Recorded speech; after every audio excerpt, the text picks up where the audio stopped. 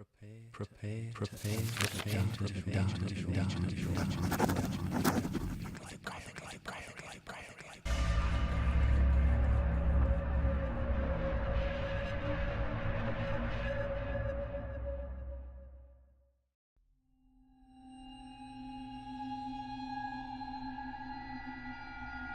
Friday, 13th November 2015.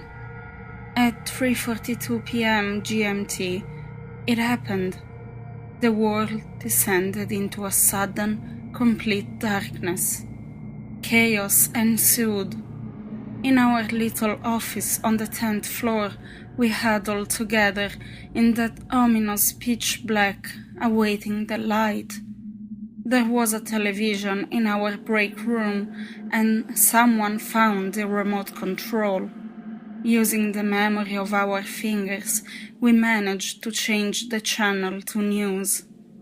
For a long time, there was just silence. Then, through the seemingly endless dark, came a voice. A newsreader bravely finding her desk and attempting to reassure her viewers spoke to us in her soft, trembling voice.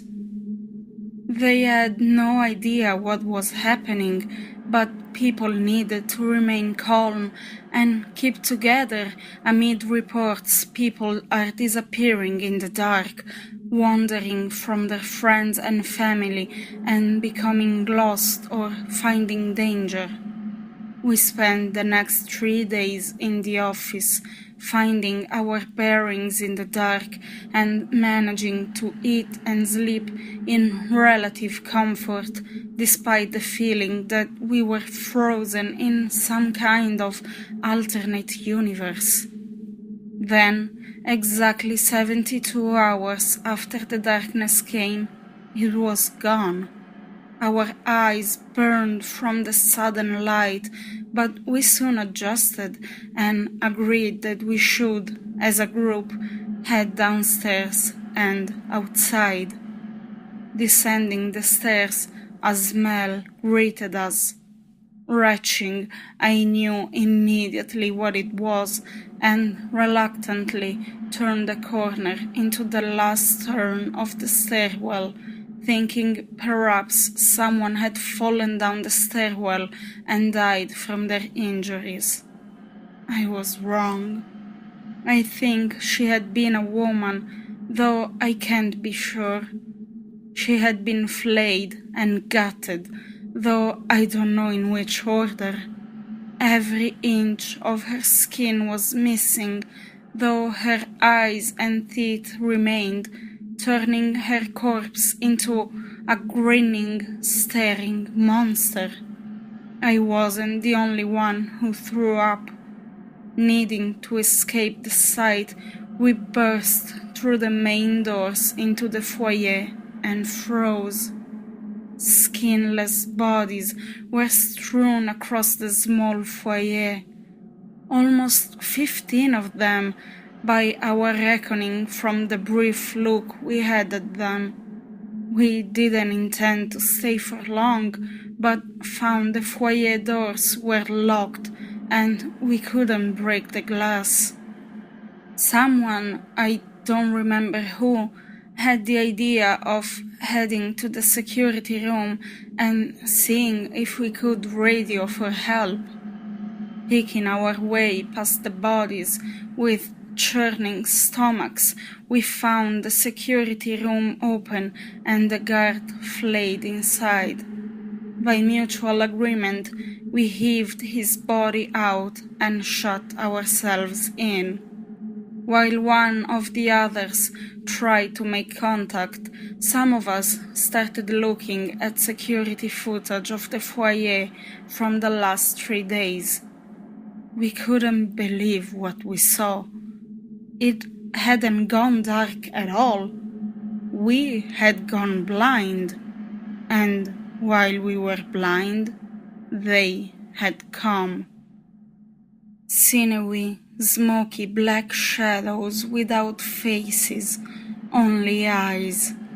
Strange, glowing eyes. They were flaying people and wearing their skin as a disguise. We tuned into the CCTV on our floor and watched in horror as they walked among us, but chose none. To this day, I don't know why. At one point, they were gathered together watching us, but soon after, they departed and caused havoc in an office on the floor above instead.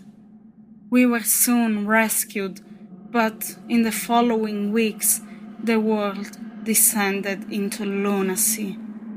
Everyone knew about the flaying, about the imposters, but no one knew who was real and who wasn't until it was too late.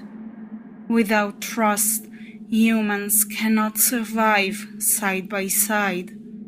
I remained with two of my colleagues.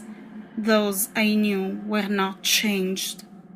We packed camping gear and decided to make our way to the wooded area outside of town to keep away from society as it became more and more volatile. We had it all worked out and we had high hopes for the recovery of humanity. Then we woke up one morning and we were blind again. 3 days later, the light came back, and I was with both of my friends and one body. I don't know which it is, but I'm sure it won't be long until we find out.